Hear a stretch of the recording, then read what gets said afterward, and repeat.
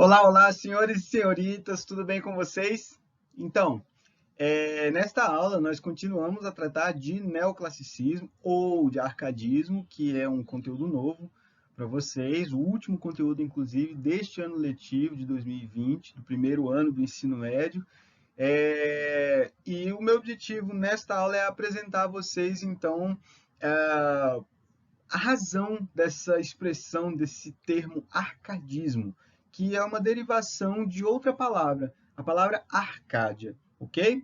A palavra Arcádia tem origem no nome de uma província grega liderada pelo deus Pan.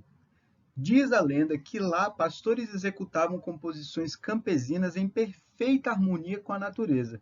Durante o século XVIII, era assim que se chamavam as academias ou associações de escritores, criadas para combater o estilo barroco. Então, o primeiro destaque, senhores e senhoritas, trovão. O primeiro destaque, senhores e senhoritas, desse trecho a vocês é quanto à origem do termo arcadismo. Arcadismo é uma expressão que deriva de Arcádia, que seria uma província grega liderada, ou uma província cujos habitantes cultuavam, sobretudo, o deus Pan. O deus Pan, na mitologia greco-romana, é o deus dos pastores de ovelhas, entre outras atribuições que são dadas a esse deus. Ele é o deus dos pastores de ovelhas. Então, os pastores de ovelhas são uma classe social da Grécia Antiga conhecida por essa atividade, por esse ofício, por esse meio de subsistência, né? O pastorear ovelhas. E havia um deus cultuado por esses pastores de ovelhas. Esse deus era o deus Pan. E havia uma província que cultuava, sobretudo, esse deus Pan. Ok? E os pastores dessa província, segundo algumas narrativas clássicas, executavam, então, composições campesinas, ou seja, composições que faziam alusões à vida no campo, ao meio rural, ao contato do homem com a natureza, né? Então, os pastores dessa província executavam essas composições campesinas em perfeita harmonia com a natureza. Percebam que durante a aula passada eu falei da relação do homem, do autor, do artista com a natureza, certo? Pelos motivos que foram apresentados durante a aula passada. E a origem do termo arcadismo também apresenta essa noção de natureza como um bem perdido e que precisa ser resgatado, porque o contato do homem com a natureza é capaz de tornar o homem um ser puro, um ser perfeito, um ser conforme o ideal de humanidade, né? Então, na própria origem do termo arcadismo existe essa noção, esse significado de natureza como o meio, como o lugar em que o homem pode ser quem originalmente ele foi designado a ser, ok? Um ser puro, um ser dotado de razão, um ser equilibrado, desprovido de vícios, desprovido de perturbações, sejam elas de que tipo forem, ok? Durante o século XVIII, era assim que se chamavam as academias ou associações de escritores, criadas para combater o estilo barroco. Muita atenção, pessoal. Durante o século XVIII, surgiram na Europa, na Inglaterra, na França e aqui no Brasil, inclusive, sobretudo em Minas Gerais, ou a partir de Minas Gerais, associações de escritores